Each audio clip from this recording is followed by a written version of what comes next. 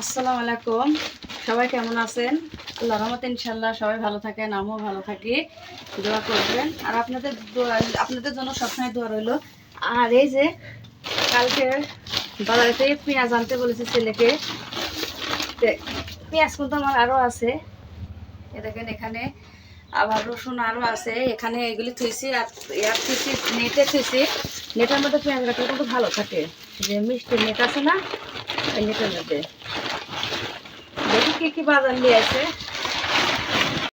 আর এই যে এখানে কিন্তু ধারাস আছে। ধারাস কি জানি না, বয়স হয়ে গেছে। যাই হোক, ধারাসগুলো কিন্তু ভালোই আছে, আমি এমনি বলতেছি। ধারাস নিয়ে আছে।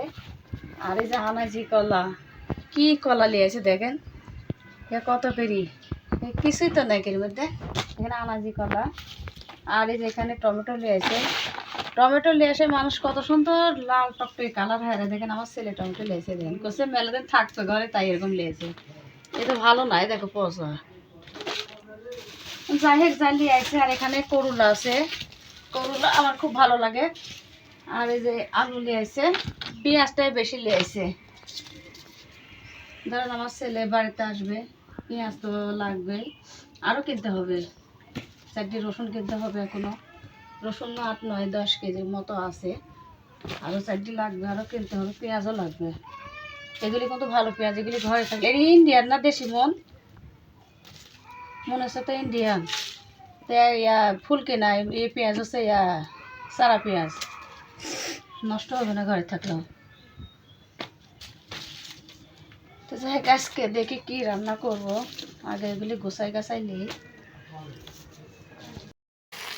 ঢেঁড়স ভাজি করলাম, ভাজি কিন্তু আমার হয়ে গেছে। এখন আমি নামাবো, বেশি করবো না, একটু সবুজ সবুজে রাখবো। হয়ে গেছে। এদিকে কিন্তু আমার ঢেঁড়স ভাজি হয়ে গেছে, আমি যে বেড়ে রেখেছি বাটিতে। আর এখানে হচ্ছে করলা কিনে নিয়েছে আমার ছেলে। তো করলা দেখতেছি যে যেহেতু কিনা তরকারি, ধরেন নষ্ট করে লাভ নাই, 3-4টা নষ্ট হয়ে যাচ্ছে। ওই জন্য যে বেছে কুচে রান্না করতেছি। 2টা আলু দিছি, আর হচ্ছে এই করলা দিয়ে একটু পুরপুরা করব।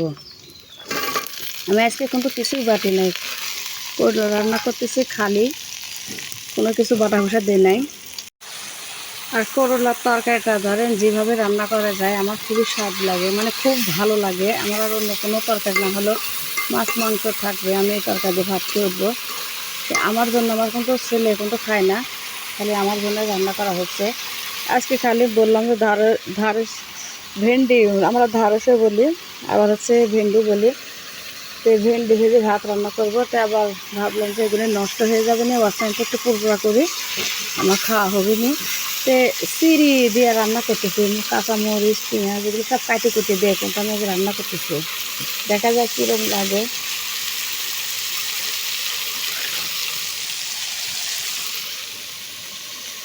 আর এই দেখেন আমার পুরপুরা কিন্তু হয়ে গেছে। আমি এদিকে ঘর ঝাড় দেওয়া হয়ে গেছে, আমার রান্না করা হয়ে গেছে। এখন উঠানটা ঝাড় দিব।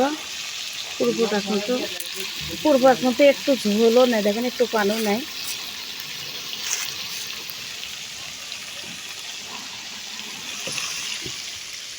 আর এদিকে এই দেখেন আমি রান্নাঘরে, আমার এই বাড়িতে খুব কিন্তু রোদ। দেখেন এই যে গাছগুলি কিন্তু আমি লাগাইছি শ্যামার জন্য, কিন্তু এই গাছেও হচ্ছে কোনো কিছু হচ্ছে না, দেখেন টানা রোদ।